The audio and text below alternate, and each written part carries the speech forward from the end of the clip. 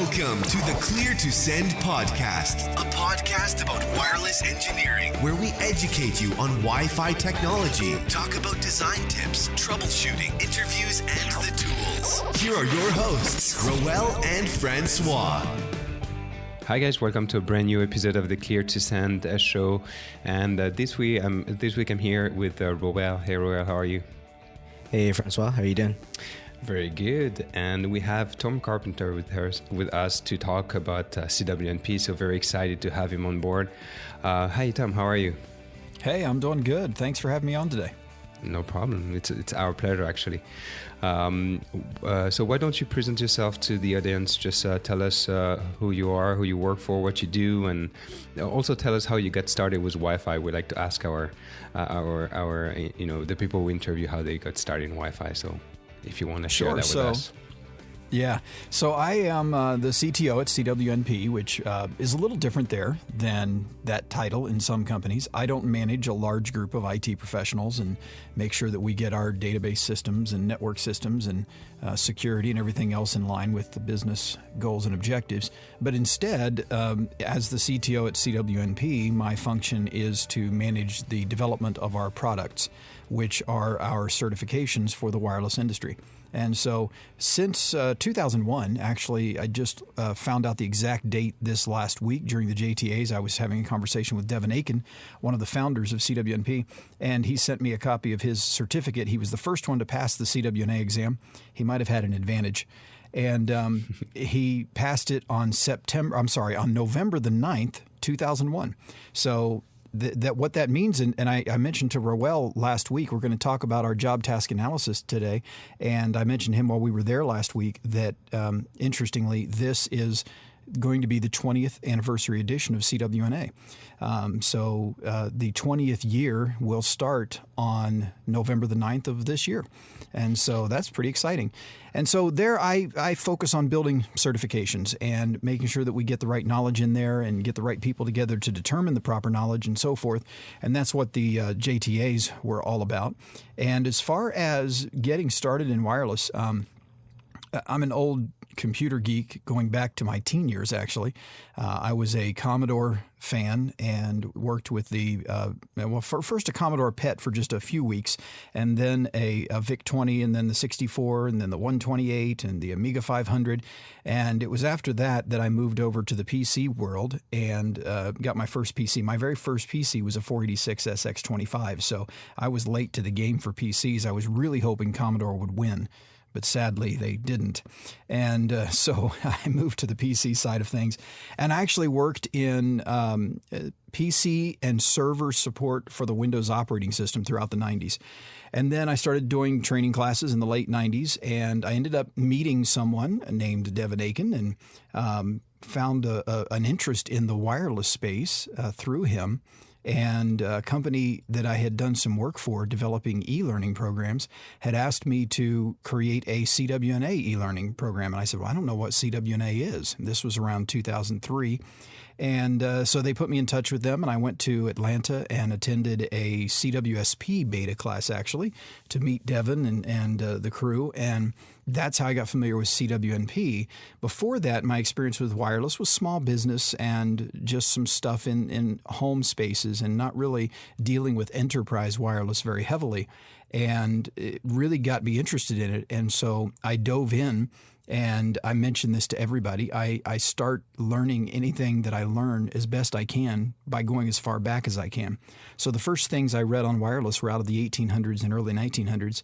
And it was very intriguing for me as I read books, one from each decade pretty much leading up to the present day on wireless technologies, that there was this evolution from an idea of this thing called the ether that the waves would go through to the fact that, well, there are these electromagnetic waves that are self-propagating and there's no need for an actual substance for them to transverse through. And so it was an interesting learning process as I studied all of that.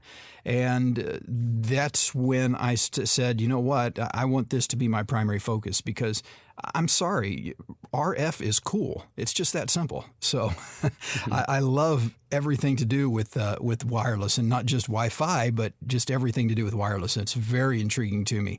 And so then I started doing a lot of deployments in small and medium businesses and eventually large businesses, and continued doing training as well, and then wrote a few books for CWNP through McGraw-Hill, and came on board at CWNP actually in 2012. So this July will be the 8-year mark since I joined the company. So it's been an exciting journey.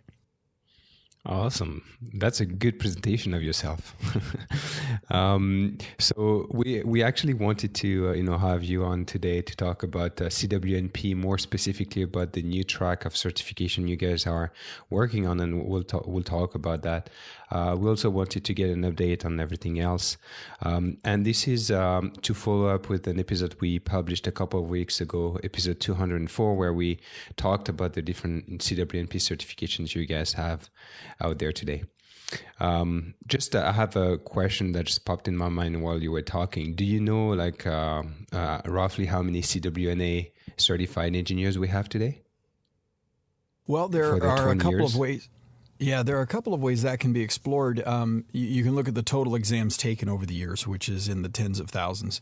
And then you can look at those that are active. And so that would be those that have renewed their certification either by taking the exam again or taking a professional level exam, or maybe they became CWNEs and then they've maintained that certification status.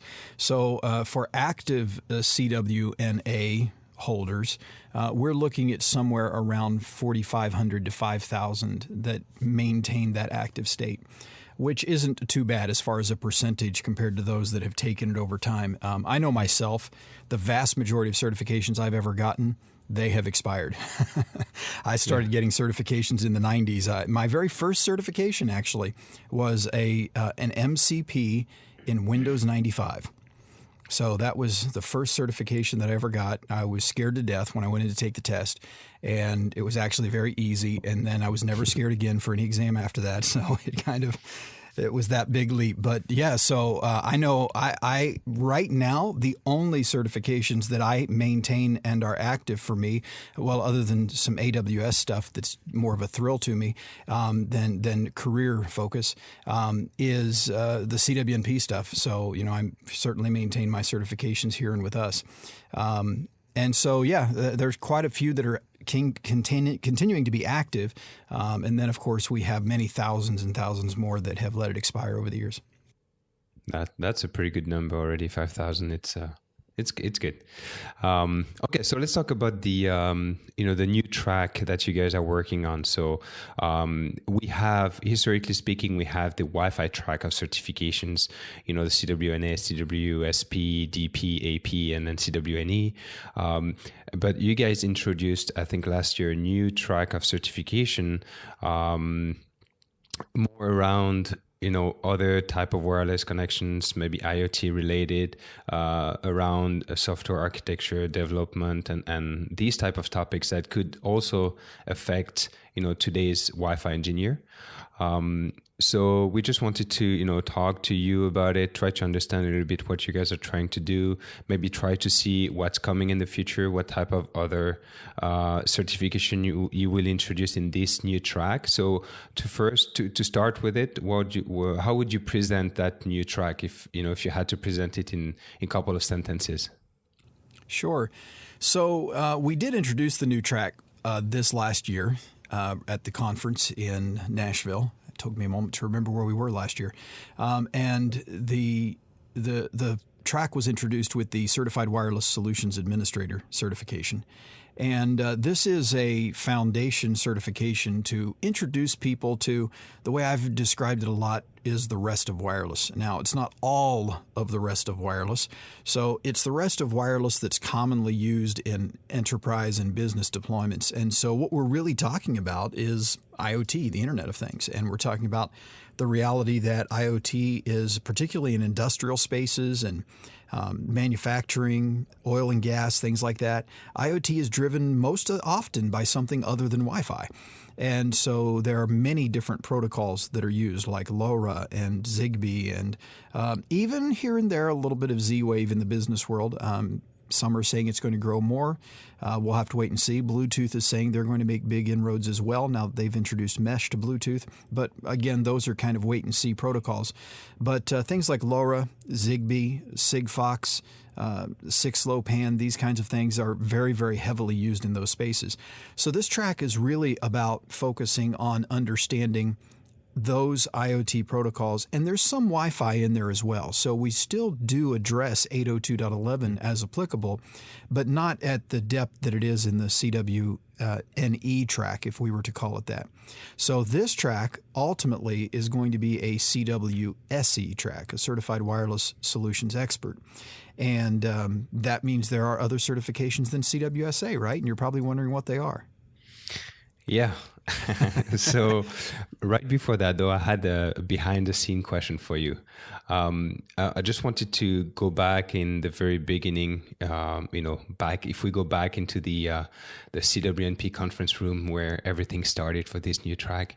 Like, how did it start for you guys? Like, how did you come up with this idea of starting a new track? And why did you decide to do it pretty much separately from the other track? Yeah. So this is the exciting thing when Sean Stallings came on board a few years ago. I have wanted to begin moving into this space for probably about a year and a half longer than the time frame within which we started doing it.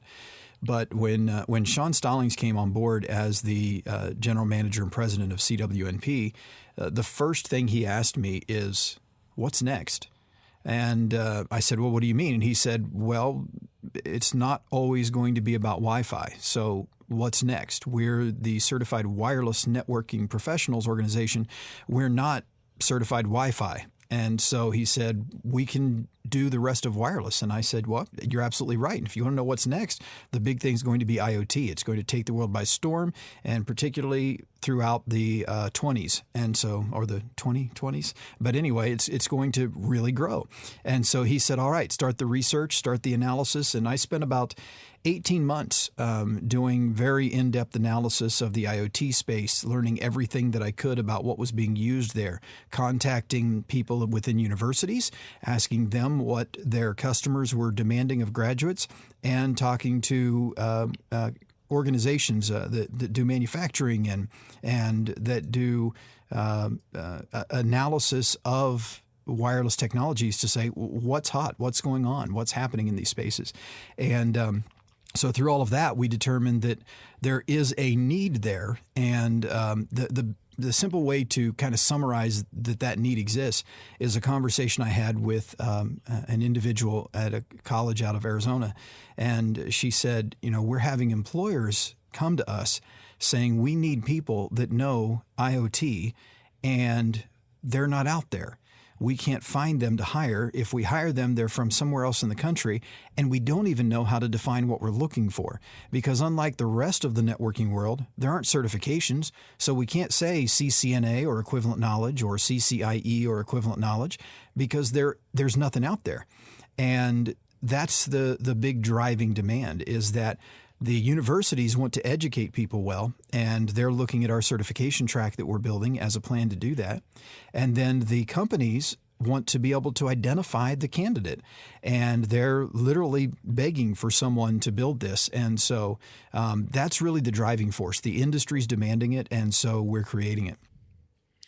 Awesome. So if you talk about wireless technologies, the thing that comes to mind for me is also all the cellular technologies of 5G or LTE, private LTE, CBRS, all of these type of technologies. Would you include that into this new track, or is it too broad of a subject to include in the rest of wireless? It is included in this track, but it's not a heavy focus. And here's the reason why. The difference between 5G LTE and say Zigbee or LoRa is that if you implement Zigbee or LoRa, you've got to build the whole thing. if you use 5G or LTE for your connectivity, you're just depending on the service provider's network. So all you have to do is have a connection to it. And so it's a little different in the depth of knowledge that you would need to have. So our goal in this track is not to teach somebody to be a cellular engineer that's going to go out and properly mount antennas on cell towers and build the network and put the different cell sites in the right locations and so forth. That's not really our driving desire here. There are actually certification programs and education programs out there specifically for that. And our focus is to say, all right, the people that want to connect Internet of Things devices, whether they're connecting them to cellular networks or they're connecting them to private networks, they need to know how to connect them. And when it's a private network, they need to know how to build it. And so that's really the focus of this track. Okay, awesome. So who would be your target audience? Like when you're developing the content, who do you have in mind? Would it be like, people like Roel and I that just work on enterprise Wi-Fi network, or are you thinking about all the people that could be maybe working for some, I don't know, security company deploying IoT devices? You see what I mean? I do, and it's a really good question. And I will tell you that I'm big on the concept of archetypes when you're building learning materials and things like that. And what that means is I create an image of a person that I'm trying to teach. And there are really two archetypes for this track. There is the network engineer / administrator / architect, the person that's that traditional IT person that has done wired and wireless networking, mostly with Wi-Fi up till now. But there's also a completely different archetype, a different person that is not that IT person. They're from the operations technology world, the OT person. In fact, if you start looking at the magazines for the IoT industry, and there are several of them that are out there that are really focused on that, if you start looking at them, you'll see they talk way more about the OT people than they do the IT people. Because in many of these companies, it ends up falling under the umbrella of responsibility of the operations technology group and not of the IT group. And so it's the people that used to control, or still do, the SCADA systems, PLC systems, and things like that. And so those people are pulling in the IoT and doing it. But everything they've done up to now, for the most part, has been wireline. And so now all of a sudden, without necessarily having RF training, many of them are trying to figure out how to get this IoT stuff to work. And so then they say, hey, there's this guy over in IT, he does our Wi-Fi stuff, maybe he can help me. And so there is that connection to IT quite often. But then again, there are the times when the OT people want to do it on their own because they want to maintain control of it. And so those are the two primary archetypes, I would say. The traditional network person, and then the OT person who's used to industrial controls and industrial sensing that might have been wireline in the past, but now they're looking at wireless IoT-driven things in that area. Okay, awesome. So let's go back to the different certifications. So you mentioned the CWSA, which is the first one that you guys introduced last year. And this one, if we were to compare that track to the CWNE track, that would be the equivalent of the CWNA, right? It would be the equivalent of the CWNA in that it's the starting point. Okay. It's not the equivalent of CWNA in that it's not as challenging as CWNA. And there's actually a strategic reason for that. And a lot of people have asked me about it, particularly some Wi-Fi people. They've said, that was a pretty easy exam. I studied and took it, and I felt really confident, and I did a really good job. It seemed a lot easier than CWNA. Well, there are two things. First, it's going to be easier because all the RF stuff that's in it, you've already mastered by going through CWNA and the CWNE track. But the second thing is that it's intentionally not as challenging as CWNA because we knew what was coming. And the CWCP certification, just as an example, is going to be extremely challenging to a lot of people because we need to know not necessarily as detailed as CWAP for Wi-Fi, but CWAP level information for the IoT protocols that are commonly used. And so we're not just talking about one protocol, we're talking about several. And we have to understand them at a very deep level.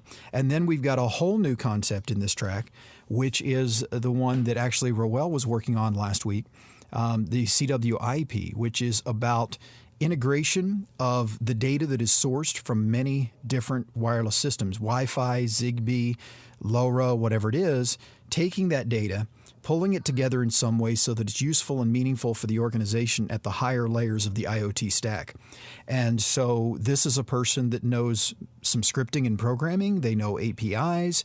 They understand database access and data access and storage. So they move somewhat into that, what we used to in the 90s call the IS world, the information systems world.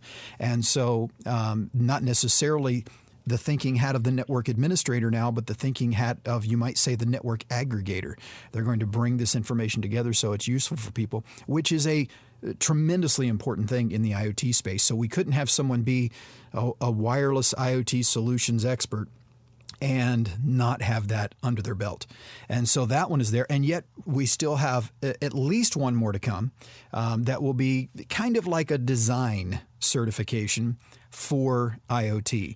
It won't be exactly like CWDP was, because CWDP could focus in very specifically just to Wi-Fi, but it will be similar to that and dealing in more depth than we do in the current CWCP certification with architectures. So if you think, for example, the IoT protocol of LoRa and LoRaWAN. So LoRa is the modulation at the PHY layer, and LoRaWAN is what allows all these devices to interconnect. So CWCP is definitely focused on LoRa and somewhat on LoRaWAN, but the entire build out of the LoRaWAN architecture would be in the CW whatever design certification. Okay. And so because the professional level certifications are going to be all, in my opinion, as challenging as AP was in the Wi-Fi track, I think they're all going to be just as challenging. And so because of that, we wanted to give them a comfortable introduction, but a good starting point to begin that journey. Okay, so you mentioned a couple of professional level certification there. You mentioned CWCP. Can you tell us what it stands for? I can, and let me also give you a little secret information. Oh. So, heard first right here on Clear to Send in 2020, awesome. The names are probably going to change in the next 30 to 60 days. Okay. So we can communicate and say, hey, this is an IoT track, but that isn't going to get it across as well as putting it right in the names.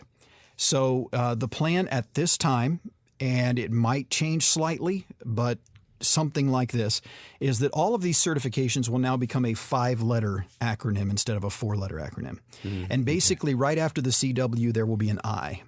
So CWSA will become CWISA, and it stands for Certified Wireless IoT Solutions Administrator. And then CWCP will be Certified Wireless IoT Connectivity Professional. So right now, CWCP is Certified Wireless Connectivity Professional. That's what the JTA name was. But by the time we get to the conference, it is most likely going to be CWICP.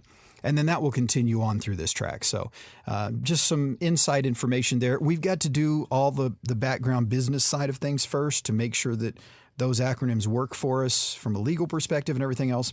But as soon as we get all those things done, then we'll be able to say for sure that's the direction we're going.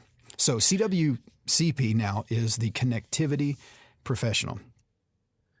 Okay, and so the Connectivity Professional, so that's when you'll talk about how to integrate all these different IoT solutions into the enterprise network? Well, it's how to connect them to the enterprise network. Okay. CWIP is where we'll focus on integrating everything together. And that's where CWIP stands for Certified Wireless Integration Professional. That will be the most painful 5-letter acronym, CWIIP. CWIIP. Yeah, CWWIP, yeah. And so the integration professional will focus on that. So CWCP, here's the way I talked to the groups when we met together all at the beginning of the week on Monday morning last week. And I said, hey, just so each of you know what each of you are working on, I gave them a little graphic that basically said CWCP is mostly down here at layer 1 and layer 2 with maybe a little bit of layer 3. It's not to say there's nothing in CWCP above layer 3, and we're not going to say that in the objectives, for example. So it's not to say that it's above, there's nothing above layer 3, but most of what that certification covers is the connection, right? So it's really down there, layer 1, layer 2, and some of layer 3 of the OSI model. And then it could go above it, but not as much. Whereas CWIP is almost the opposite, the mirror opposite. So its focus is on the upper layers and less focus by far on layer 1, layer 2. For example, in CWIP, you're not worried about the frame exchanges that happen on a Zigbee network. You're focused on taking the data from the Zigbee devices, the end devices, and doing something with it that's useful and valuable. The APIs and all of these. Exactly. Yep. Okay. And then, so these, when would we be able to expect these certifications to be ready? So we're going to do things a little bit different this year. In years past, we've always released our certifications by simply having them go live on September the 1st or near there, where people could begin taking the certifications. This year, the plan is to release the beta of the certification in a proctored format in August, so that we can take that information and evaluate it for exam improvement. So we'll do a beta of all 3 exams, and it could be as early as mid-July, but we'll announce that somewhere around April timeframe when that beta will be and we get closer to it. And so we'll have a beta opportunity, but it will be a proctored beta and it will be a limited window beta, meaning that will be for a short window of time, and it will also be a limited access beta, meaning that anyone could apply, but only a certain number of people can do it. And so the reason for that is we're going to be proxying each person. And so members of our staff will be doing that fun thing of having people on a webcam and watching them while they take an exam, because we want to do it without putting it into Pearson at that point in time, and then make any appropriate needed changes to make it just the best possible exams that we can. So sometime midsummer, we'll see the beta come out. Then we'll take that information and tweak and tune. And then by September 1st, the actual exams will be live at Pearson VUE. Okay. And are you guys working on any study guides that will go along those certification programs? Absolutely. And by the way, I should note, I said 3 certifications. I don't want people to go away wondering what that other certification is. The other one is this update to CWNA that we talked about being the 20th anniversary edition. So that's the 3rd one. So that one is being updated this year as well. So yes, we'll have new study guide, practice tests, e-learning, courseware for our learning partners to deliver training on all of these. My expectation is that when attending a class, CWCP would be, if it was run very tight, at minimum a long 4-day class, and more often than not, it's going to be a 5-day class. And I think CWIP will be a 4-day class, possibly 5, depending on the amount of hands-on lab work that the training centers choose to do with that. Awesome. And you have, right now I noticed the CWSA book is available on the website, on the CWNP website.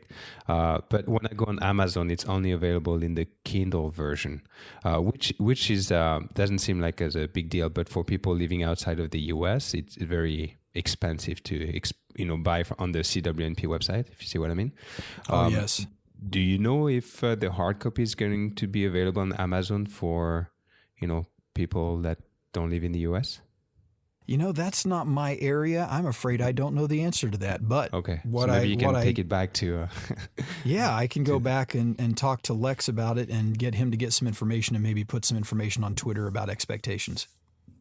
And second question related to books, will you guys have like audiobook format available? You guys are going to keep asking, aren't you? In your voice, Tom. Your voice is just like perfect. Welcome to the CWNA study guide. Yeah.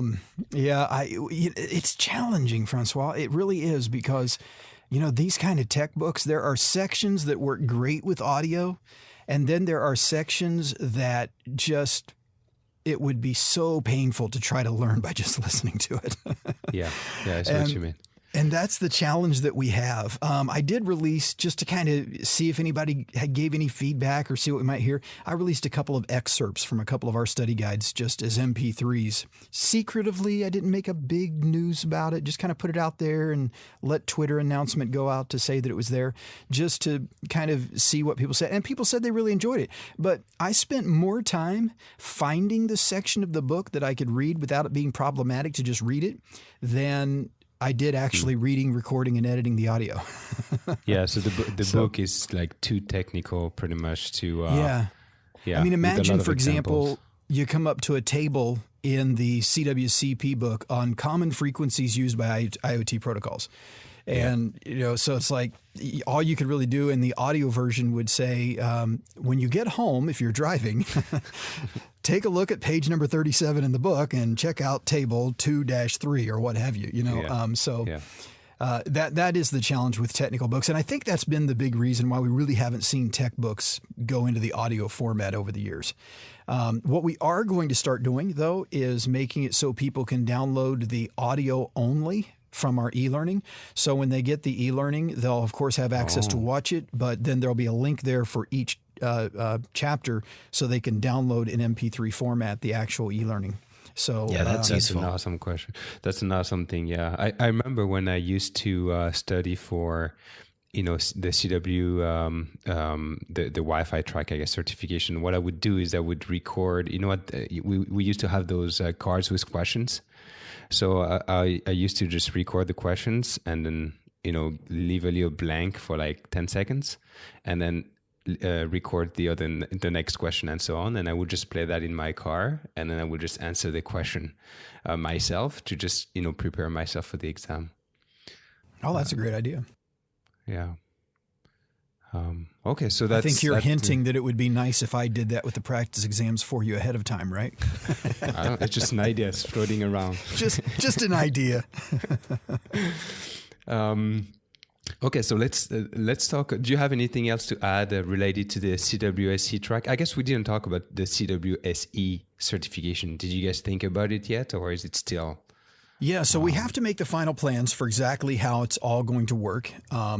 So, for example, right now, anyone who becomes a CWNE, they go before a board of 6 individuals who review their application and determine whether they're approved or not based on their qualifications, experience, and the content that they submit. The challenging thing is that the board members are all CWNEs. Well, when we first launched CWSE, there will be no CWSEs in the world. And so how do you build a board of CWSEs when there are no CWSEs? So there are a couple of ways to approach it. One, we could have an exam for the first several people that become CWSEs, kind of like Cisco does with CCIE. So we could have virtual labs, and then we could also have a written exam, and we could do it like that.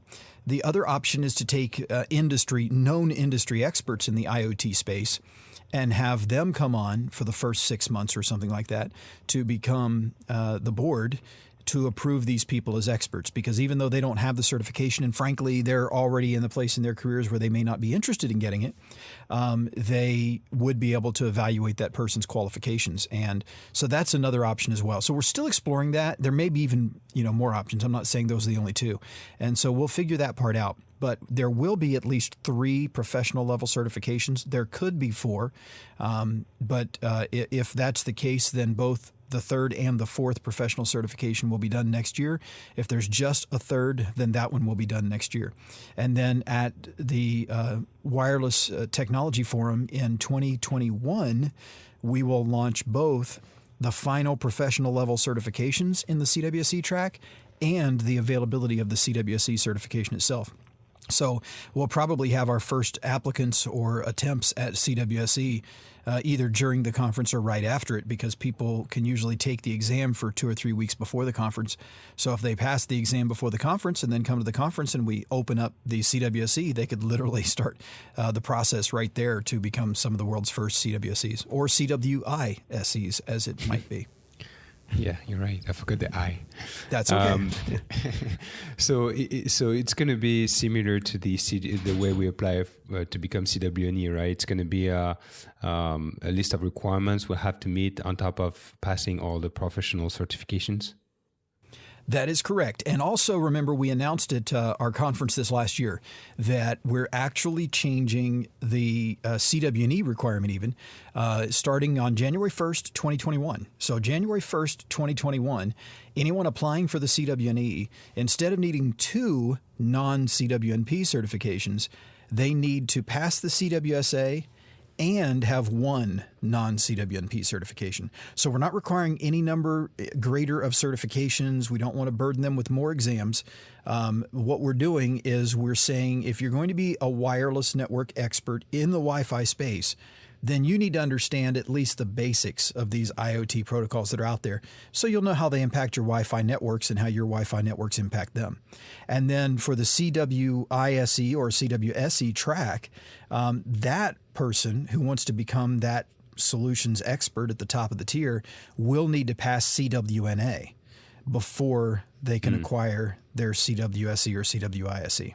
So there is that crossover there. So, and the reason for that in the CWSE track is that we do talk about Wi-Fi there, but not really at the depth that you'd need to know it if you're going to claim you're a wireless solutions expert.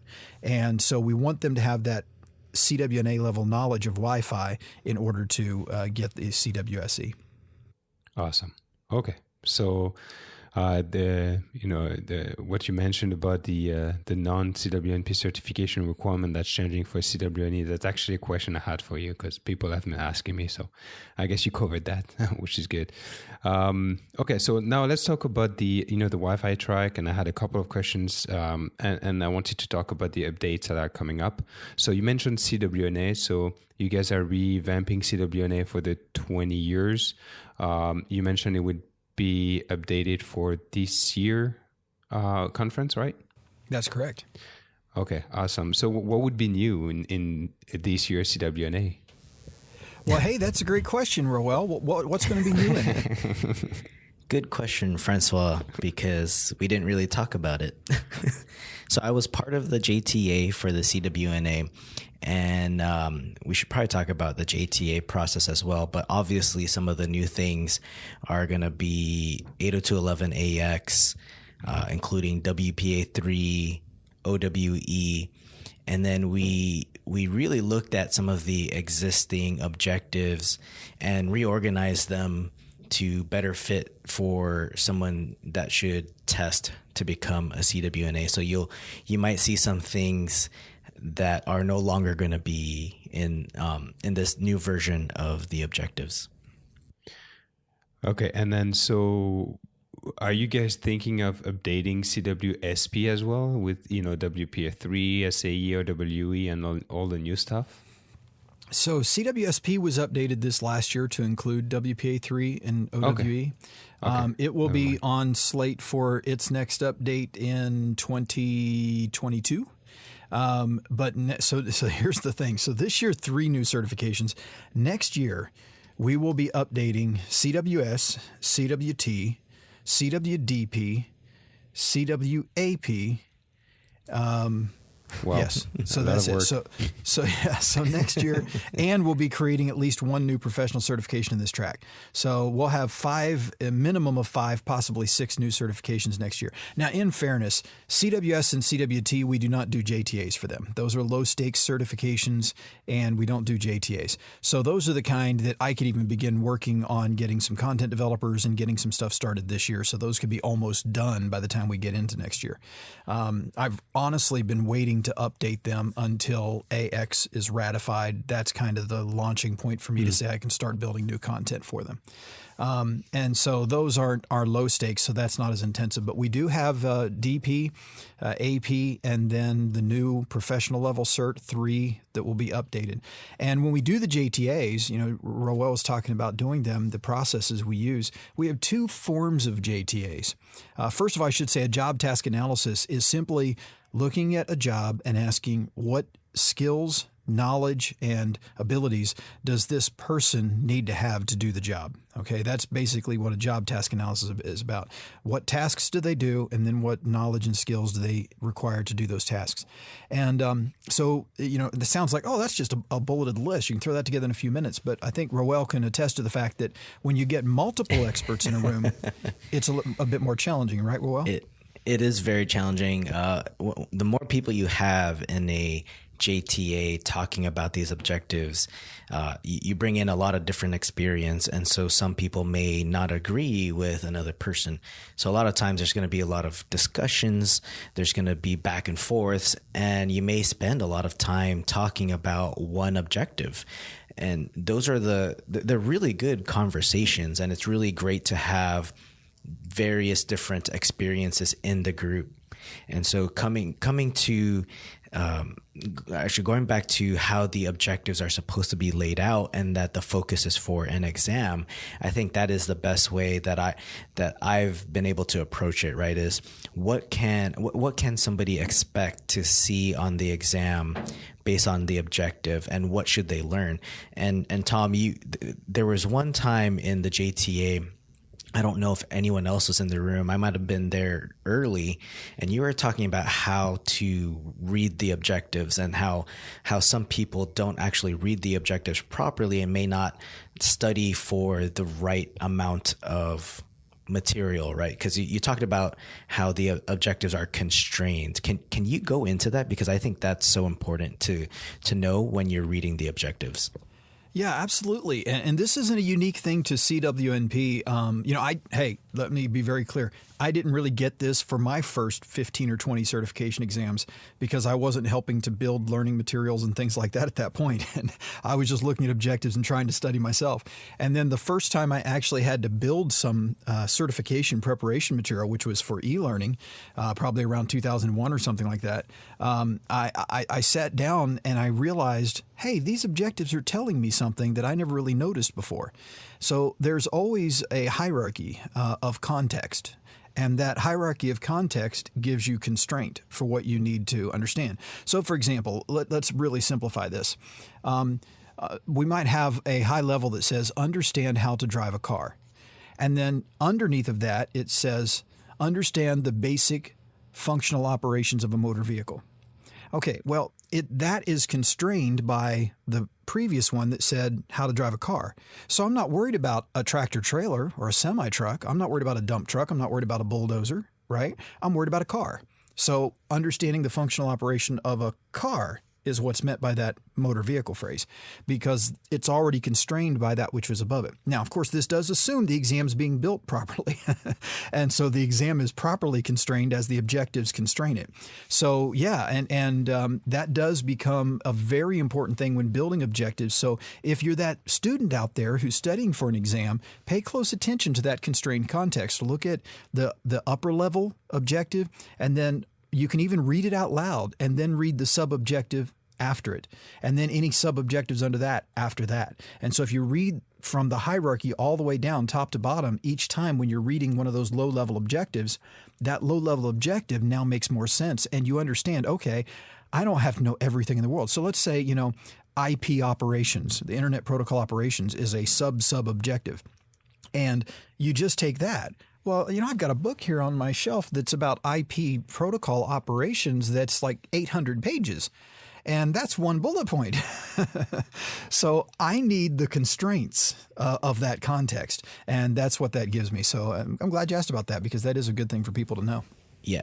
Yeah. Once you told me that, it was very clear to me how we should write the objectives, because in the discussions in the JTA, when you talk about adding or removing a topic, a very common question that would come up is, well, how do we teach people about this if we're removing it? I want them to know about it. And then I would always have to argue, well, you can teach them. They just won't see it in the exam. So you could add extra into your training material or your content. And the good example is Coleman and Westcott. Their CWNA study guide is humongous, but it's filled with things beyond taking the exam, right? It could also be a reference book, for example. And so you have in that book that talks specifically to the CWNA exam objectives with a little bit of extra information, so you have more of a roundabout knowledge of the topic. Yeah, absolutely. All right. So, I didn't get to say, Francois. Let me summarize So there are two JTA processes. So the first is a full JTA for a new certification. And in this case, what we're talking about is the fact that we're building a brand new cert, or we're doing a JTA for a certification for the first time. So that takes longer. We did a little more than 3 days for CWCP and CWIP in Vegas last week. And then an update JTA doesn't have to take as long because you're actually starting with an existing set of JTA-driven objectives. And so what you're doing is building on those, taking away from them, adding to them, changing them as needed. So it's a different process and it's not as time consuming. So Roel actually got to sit through both of them for the first time because this was our first update JTA this last week when we updated CWNA.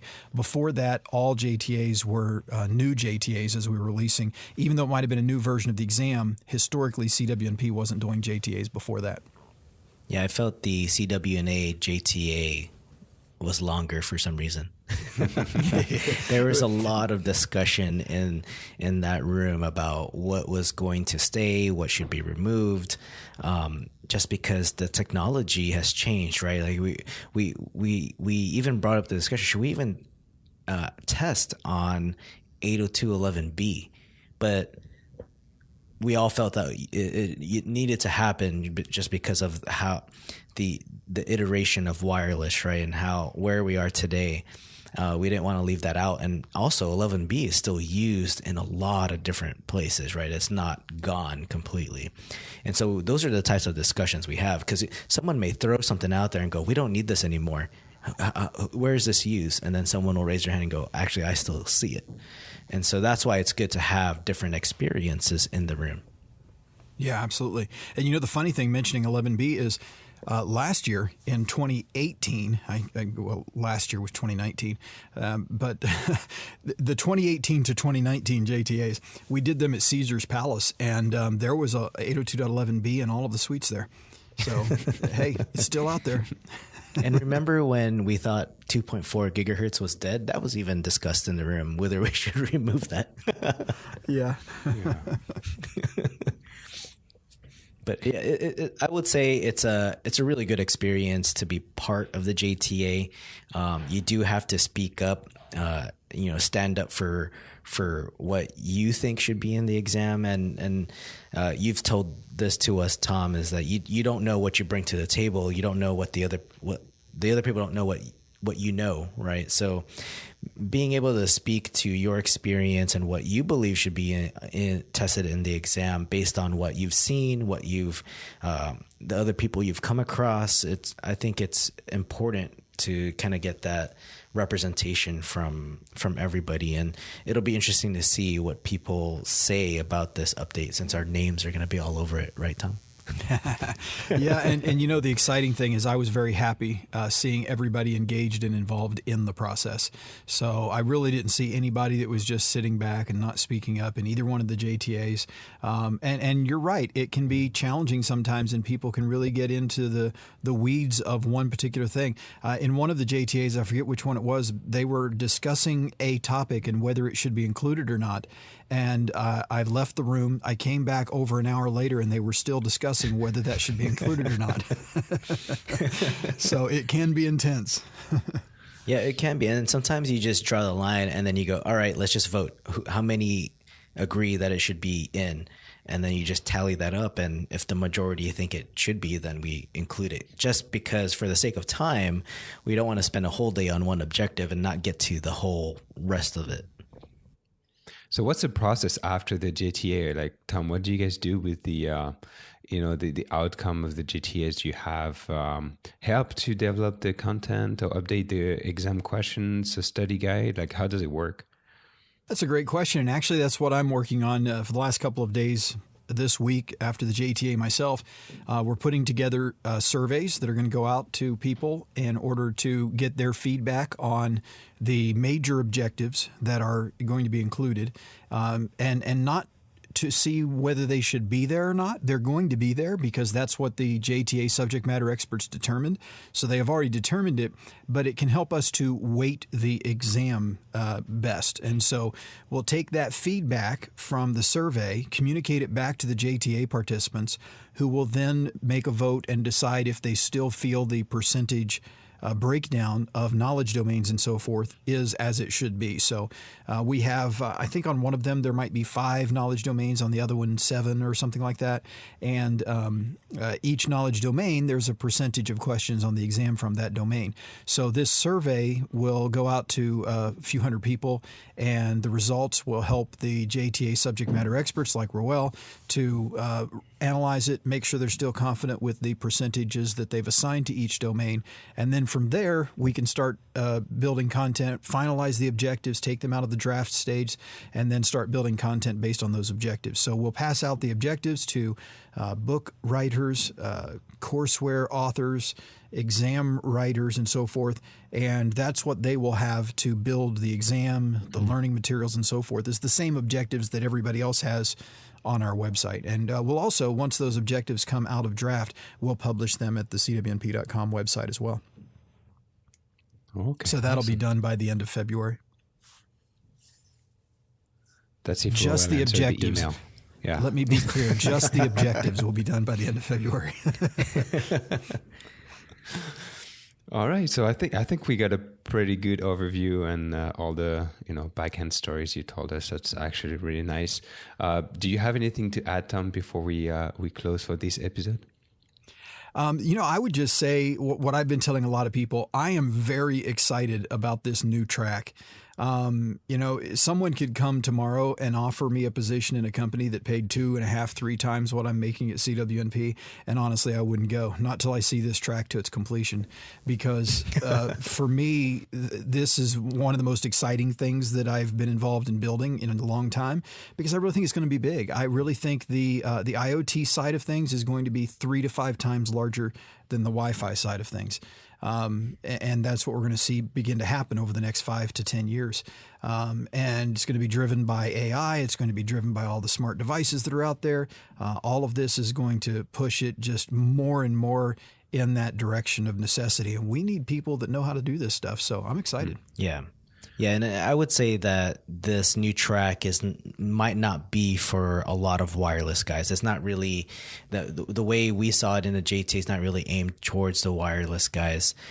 Being like me and Francois, I mean, you're more than happy to go for it. But what we saw was, for example, the integration professional would be integrating a bunch of different disparate systems, those IoT systems, and putting together a solution where you could see them in a single dashboard, for example. Like that's a very high level look at things. And then the CP gets really nitty gritty with those connectivity devices, the connectivity of those devices. And so that one's a lot more, I think, technical in that regard. But the IP and the CP are very different roles. Like I don't really see a lot of people having both of those certifications unless they're really moving up towards like this enterprise architect role where they're designing all these systems that are going to be used in their environment. But we'll see where it goes, right, Tom? Because yeah, and you haven't exactly worked on that right. new cert yet.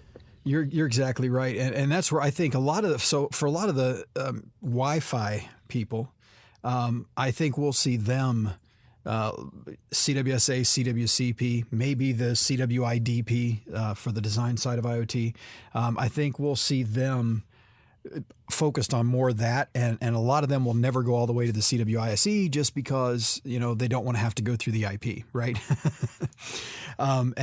So I do think that if you're not really going to be mostly doing IoT, you're probably not going to do CWSE. But then again, by the same token, most of the guys out there and gals that are network administrators and they also do wireless, most of them don't get their CWNE either. They get their CWNA, and then they're saying, okay, that's good enough on the Wi-Fi side. So we'll see that same phenomenon. I think you'll see probably somewhere between a 3 to 5% rate that go all the way to CWISE, just like we see on the CWNE side, because that is, well, it's an expert and it's elite for a reason, right? Right, I'm excited to see the objective for the CP and IP and try to see, because I actually took the CWSA last week, I think, and I was actually interested in maybe taking one of the professional level. So I'll see the objectives and if I can study for them. Excellent. All right, Tom. Thank you very much for being with us today. Yeah, thank you. You're welcome. Yeah. I was glad to do it. Had a lot of fun. Right before we finish off this episode, we had a couple of items to tell you guys. The first one is we're actually going to close the Wi-Fi training giveaway we have had for a month and a half now. So we do need to close that. Yeah, this is your last chance. And also we're going to close a survey. We did the end of the year survey, and then we'll talk about the results with you guys on the next episode, just to give you an overview of the results and what you guys are asking for and so on. So we'll do that next on the next episode. So just today's the last chance for you guys to participate in these. So we'll put the links in the show notes. cleartostand.net/207 if you guys want to participate. All right. Thank you, guys. Thank you for spending the time, and I guess we'll see you guys on the next episode. Have a good week. Bye-bye. Bye, guys.